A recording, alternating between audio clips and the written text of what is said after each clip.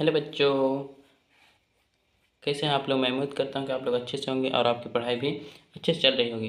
तो बच्चों, आज हम लोग मैथ का एक नया टॉपिक शुरू करने जा रहे हैं जिसका है हेडिंग घनाभ किसे कहते हैं। बच्चों, घनाभ किसे कहते हैं इसके बारे में हम लोग फुल डिटेल्स भी जानेंगे और इसके एक दो हम लोग एग्जाम्पल्स भी देखेंगे। घनाभ का कुल पृष्ठीय क्षेत्रफल, घनाभ का पार्श्व पृष्ठीय क्षेत्रफल, सभी आज हम लोग घनाभ का फॉर्मूलाज सब हम लोग देखेंगे।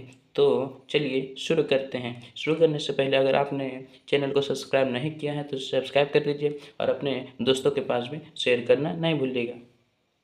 तो पहले हम लोग जानेंगे कि घनाभ किसे कहते हैं। इसका परिभाषा हम लोग लिखेंगे। तो घनाभ किसे कहते हैं वह इसका परिभाषा हो जाएगा वह त्रिविमीय आकृति, वह त्रिविमीय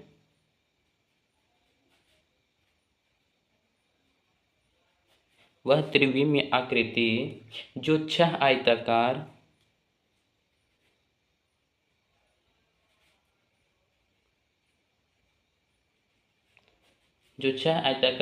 सतहों या पृष्ठों से घिरा हो,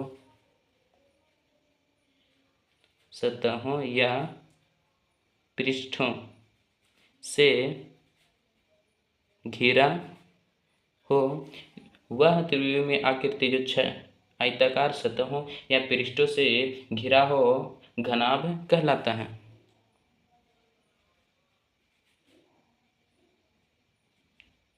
घनाभ कहलाता है। लेकिन बच्चों, घनाभ तो ये हो गया, लेकिन इसमें कुछ खास बात भी होते हैं जो इन सतहों या पृष्ठों को घनाभ का फलक कहते हैं। इन सतहों या पृष्ठों को घनाभ का फलक कहते हैं। फलक कहते हैं। इन पृष्ठों या सतहों को हम लोग घनाभ का फलक कहेंगे। दो फलक जिस रेखा पर मिलती है उसे हम लोग किनारा कहेंगे। दो फलक जिस रेखा पर मिलेगी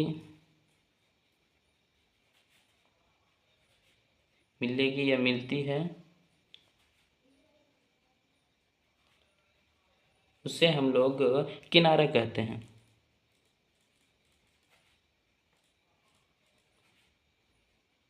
बच्चों, ये हो गया घनाभ का परिभाषा। लेकिन इसको हम लोग समझते हैं कि किनारा कौन होगा, फलक कौन होगा, इसका हम लोग बच्चों यहाँ पर हम लोग ने परिभाषा में लिखा कि वह त्रिविमीय आकृति, त्रिविमीय होता है मतलब बच्चों कि जिसमें लंबाई, चौड़ाई और ऊंचाई दोनों तीनों हो उसे हम लोग त्रिविमीय कहेंगे। और द्विविमीय उसे कहेंगे जिसमें सिर्फ लंबाई और चौड़ाई होता है। तो वह त्रिविमीय आकृति जो छह आयताकार सतहों या पृष्ठों से घिरा हो। तो बच्चों, हमारे पास यह एक बॉक्स है। इस बॉक्स के जरिए हम लोग जानेंगे कि फलक किसे कहते हैं, किनारा किसे कहते हैं। तो फलक हो जाएगा बच्चों, इस बॉक्स में हम लोग देखेंगे कि छह आयताकार सतह है। पहला, इसके नीचे दूसरा है, तीसरा ये हो गया, ये हो गया चौथा और ये हो गया पांचवा। तो छह आयताकार सतह या पृष्ठों से घिरा हुआ घनाभ कहलाता है। इन सतहों या पृष्ठों को घनाभ का फलक कहते हैं। इस घनाभ को इसको ये सब को हम लोग पृष्ठों को फलक कहेंगे। दो फलक जिस रेखा पर मिलती है उसे हम लोग किनारा कहेंगे।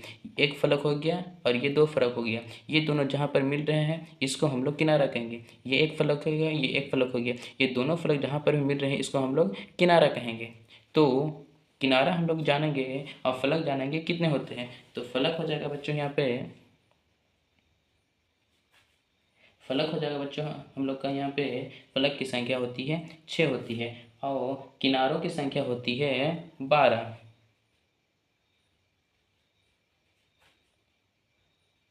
किनारों की संख्या होती है बच्चों हम लोग का 12 पे। और एक और होता है, वो होता है शीर्ष। शीर्ष की संख्या होती है हम लोग का यहाँ पे 8। तो फलक हो जाएगा 1 2 3 4 5 और एक नीचे से 6। और किनारों की संख्या हो जाएगी जहाँ पे दो फलक आके मिलती है, अर्थात ये और ये एक फलक हो गया तो ये एक किनारा हो गया। 1 2 3 4 और नीचे भी 4 हो जाएगा बच्चों। और 4 4 साइड में 2 2 हो जाएगा। इसी तरह से 12 हो जाएगा और शीर्ष हम लोग इस कोने को कहेंगे 1 2 3 4 और नीचे भी 4 8 शीर्ष हो गए बच्चों। तो इसी तरह से हम लोग ने घनाभ को पूरा देख लिया किस तरह से घनाभ का होता है। तो चलिए इसका हम लोग कुछ उदाहरण भी देखते हैं, इसका कुछ हम लोग फार्मूलाज भी देखते हैं। फार्मूला में हो जाएगा पहला कि घनाभ का कुल पृष्ठीय क्षेत्रफल कितना होता है। तो घनाभ का कुल पृष्ठीय क्षेत्रफल बराबर हो जाएगा बच्चों, घनाभ का कुल पृष्ठीय क्षेत्रफल बराबर हम लोग का फॉर्मूला होता है, वो होता है T into L B plus B H plus H L, two into L B plus B H plus H L. और एक और फॉर्मूला होता है बच्चों हम लोग का घनाभ का पार्श्व पृष्ठीय क्षेत्रफल, घनाभ का पार्श्व पृष्ठीय क्षेत्रफल, पार्श्व पृष्ठीय क्षेत्रफल।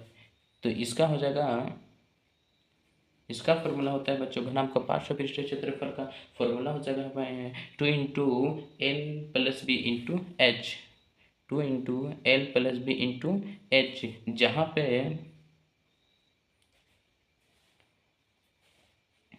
यहाँ पे एल हो जाएगा हम लोग का लंबाई, बी हो जाएगा ब्रेथ अर्थात चौड़ाई, और एच हो जाएगा हम लोग का ऊंचाई।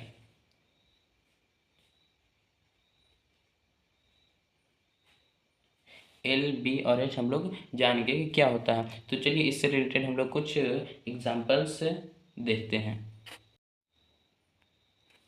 तो बच्चों पहला एग्जाम्पल है, एक घनाभाकार साबुन का डिब्बा है जिसकी लंबाई हम लोग का है 15 सेंटीमीटर, चौड़ाई है 10 सेंटीमीटर, ऊंचाई है 5 सेंटीमीटर।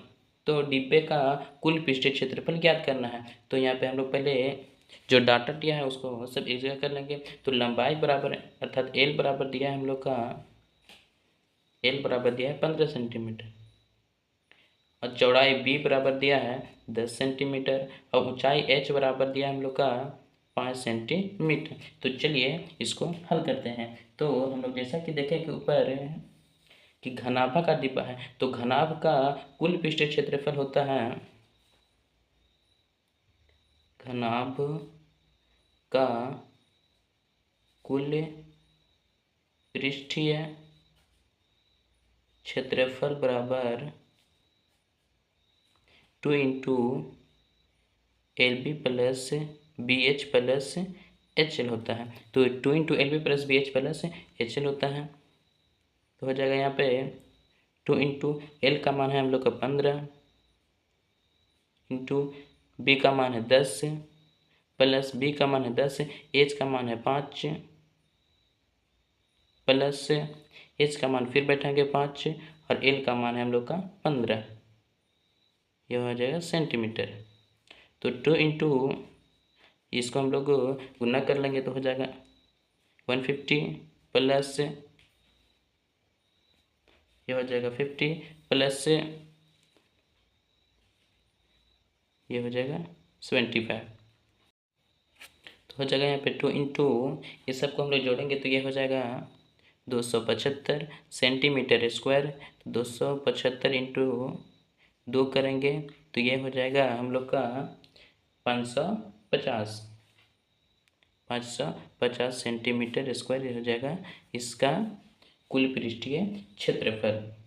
तो एक और हम लोग जानेंगे कि घनाभ का पार्श्व पृष्ठीय क्षेत्रफल इसका कितना होगा। इसी हम लोग डाटा पर बना लेंगे कि घनाभ का पार्श्व पृष्ठीय क्षेत्रफल भी कैसे निकलेगा। घनाभ का पार्श्व पृष्ठीय क्षेत्रफल बराबर, घनाभ का पार्श्व पृष्ठीय क्षेत्रफल होता है 2 into L plus B into H.